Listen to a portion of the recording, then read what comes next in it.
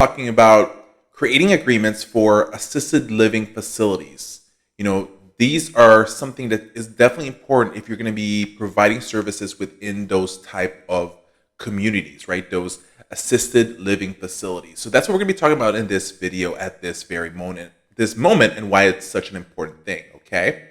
Now, let's go ahead and get started. So, being that in-house preferred provider for independent and assisted living communities, these are the arrangements that you're going to be able to garner a nice steady flow of patient referrals for your company, okay?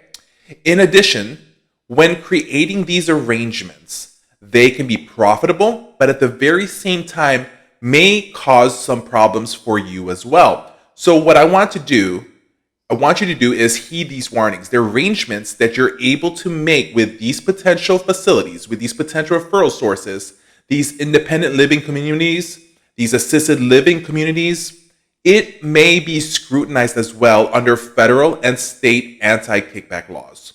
If your agency is receiving Medicare payments, Medicaid payments, or any other federal payers, okay? Now, I want you to remember violating the federal anti-kickback laws can result in a $25,000 fine, possible 5-year imprisonment, or even both. You can also be barred or not allowed to participate in the future in other federal healthcare programs. Crazy, right? The federal anti-kickback statute prohibits any kind of rewards or compensations in exchange for referrals of some clients covered by the federal healthcare programs.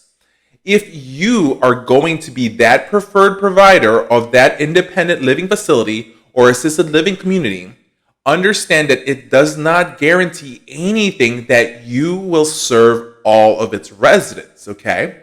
The advantage of being an in-house preferred provider is that your company will always be there and therefore will have plenty more opportunities to be able to take the cases, to be able to get those referrals from that particular community.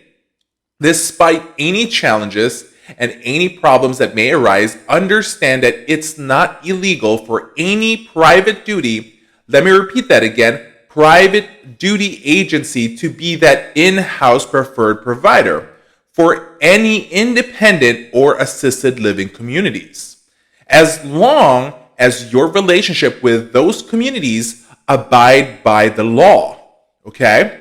Let me go ahead and share with you guys 2 tips that should help you successfully maintain relationships within these communities and to ensure that you generate referrals. 1, you need to always be prepared for competition from other independent contractors within that facility who can either underbid your private care agency. At the same time as residents prefer independent contractors because their rates are going to be a lot cheaper than yours. You're going to have to be able to differentiate yourselves and also promote your agency's advantage and what you have to offer more than the other companies, and to be able to show them what you're charging is worth more than what you are providing.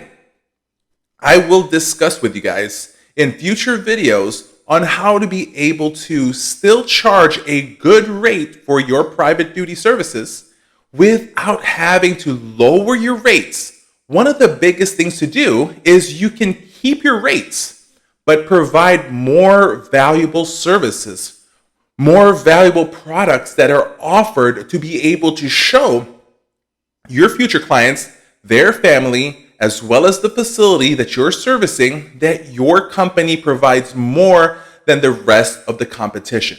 A good example is this. When we provide services for a lot of assisted living facilities, what we do is we provide a medication reminder program, because most of the time is the patients are not being taken care of 24/7.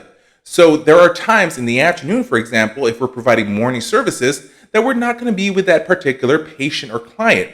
So what we would do is every day at 5 o'clock in the afternoon, they will receive a call from our company to remind them to take their medications. You guys have to understand, Medication noncompliance is one of the biggest reasons why a lot of patients end up in the hospital.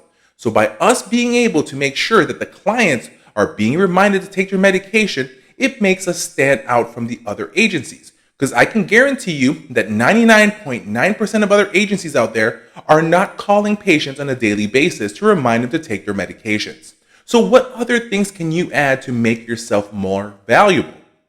There are so many different things that we're going to be sharing with you guys through this whole series, through this whole training, because our main goal is to be able to give you guys all the knowledge that you need to be able to beat the competition.